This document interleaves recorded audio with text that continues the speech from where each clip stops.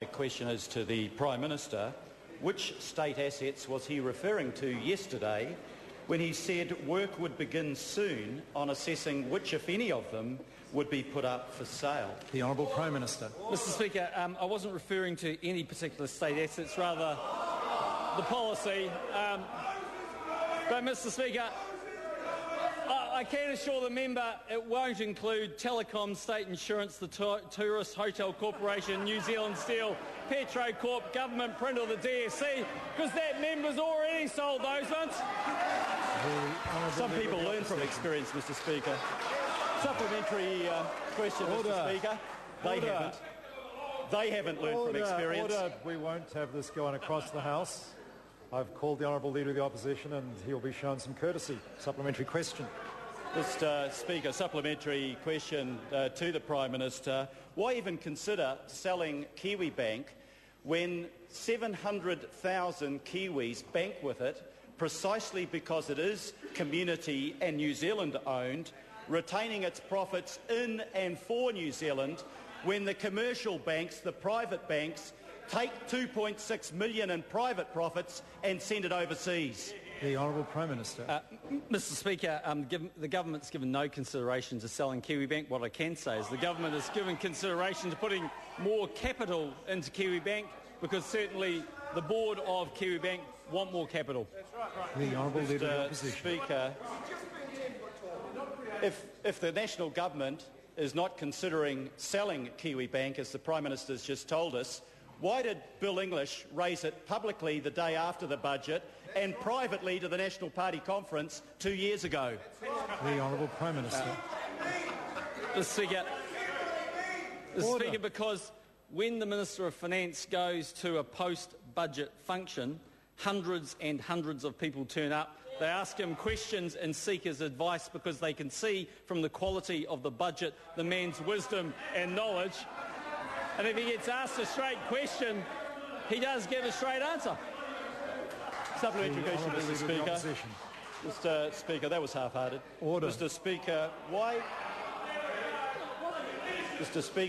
why would he risk KiwiBank shares falling into the hands of overseas investors and its profits going offshore when Kiwi mums and dads already own it and benefit from its profits working for them and for New Zealand? The Honourable Prime Minister. Mr Speaker, the member is well and truly ahead of himself, but if the member was so opposed to the Crown owning a majority stake and thinks the government should have owned 100% stake, why didn't the member buy the rest of Air New Zealand that was on the stock exchange?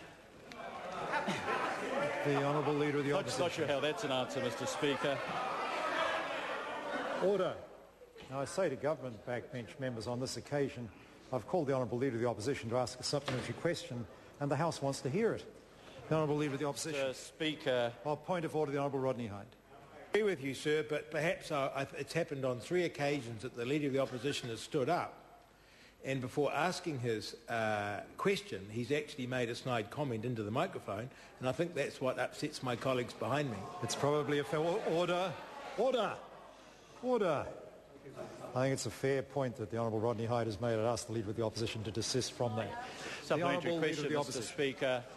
If the Prime Minister is considering selling shares, as he quaintly puts it, to mums and dads who are investors in New Zealand, how does he stop those shares being on-sold overseas, given New Zealand's obligations under GATS and CER, which requires national treatment?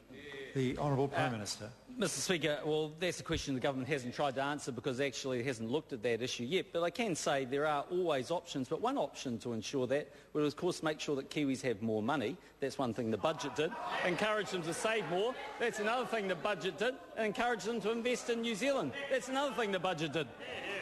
Mr Speaker, in assessing which assets he and the national government might put up for sale, has he considered past experience with privatisation when the private sector board ran Air New Zealand into bankruptcy and the private owners asset stripped Kiwi Rail and ran it into the ground?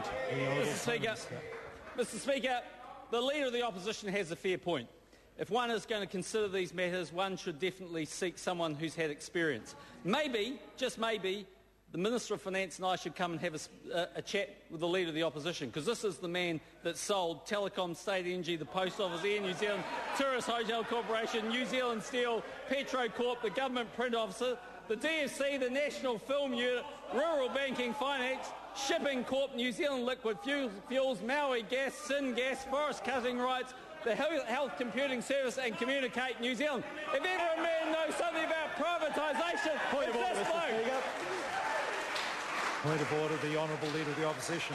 Order. Mr. Speaker. Order. I apologise to the member. Order. Order. Now, a point of order has been called, and it will be heard in silence. The Honourable Leader of the Opposition. Mr. Speaker, while it's interesting to have a history lesson from 20 years ago, I point out to you, sir, that the Prime Minister made no effort to answer that question. 25 years ago. Order. Order. Look, members will cease this interjection while a point of order is being considered. The slight dilemma I have, I say, the Leader of the Opposition, he asked the Prime Minister whether he'd considered something, and it's that kind of language that then gives the Minister the chance to, if he said, I think in answer the Minister said he hadn't considered something, but he had considered something else. And that's the dilemma with that kind of question. I realise it's frustrating, but the more precise a question, the less opinions sought, the more help I can be in assisting members get answers. The Honourable Leader of the Opposition, if he has a further supplementary. Mr. Speaker, supplementary. Should New Zealanders have as much confidence in the assurances that the Prime Minister is giving around not selling Kiwibank as they had in his promise that National would not be increasing GST, quote unquote? If the Honourable Member wouldn't mind repeating his question, the Prime Minister didn't hear it. Thank you, Mr. Speaker. Should New Zealanders have as much confidence in the Prime Minister's assurances about protecting their interests in Kiwibank as they had in his promise before the election that, quote unquote, National would not be increasing GST? The Honourable Prime Minister. Mr. Speaker, yes, because when I was asked about GST, I was asked a different question and I answered absolutely accurately. Question number 2, the Honourable Rodney Hyde.